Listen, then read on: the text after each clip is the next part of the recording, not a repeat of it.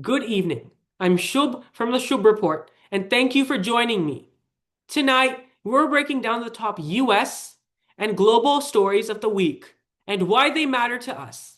From a massive cyber leak in China to political fallout in Washington, here's what you need to know.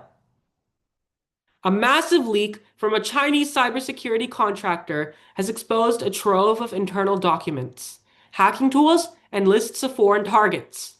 These targets reportedly include key organizations in India, Taiwan, and South Korea, all areas where Beijing already faces heightened geopolitical tensions.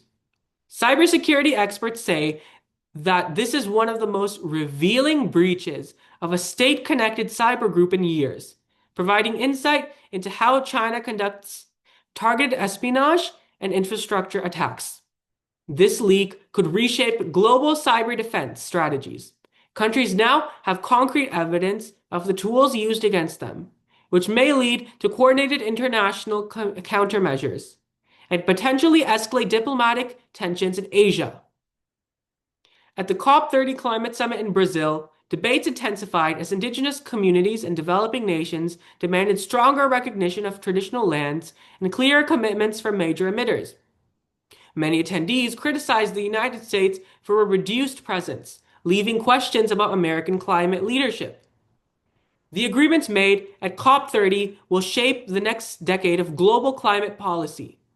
Weak commitments could slow emissions reduction efforts and deepen climate impacts for vulnerable communities already facing floods, droughts, and displacement. In South Asia, tragedy struck when an explosion at a police station in Kashmir killed at least 9 people and injured dozens. Authorities say the blast occurred from confiscated explosives inadvertently detonating inside the building. Kashmir remains one of the world's most politically sensitive regions, and incidents like this highlight ongoing instability. The explosion raises questions about security procedures and underscores how fragile the situation remains. Now I will be moving on to news that has occurred in the United States this week. In a dramatic political shift, President Donald Trump publicly withdrew his endorsement of Representative Marjorie Taylor Greene, ending a partnership that has defined the populist wing of the Republican Party for years. The split comes as renewed pressure builds around the Epstein investigation, with Trump calling for fresh probes involving Democrats, a move that has further polarized Washington. This rupture signals broader fractures within the GOP. With Trump distancing himself from a former top ally, the party's direction heading into the next election cycle may shift significantly. The United States Postal Service announced an annual loss nearing $9 billion and is now seeking congressional action for structural reforms.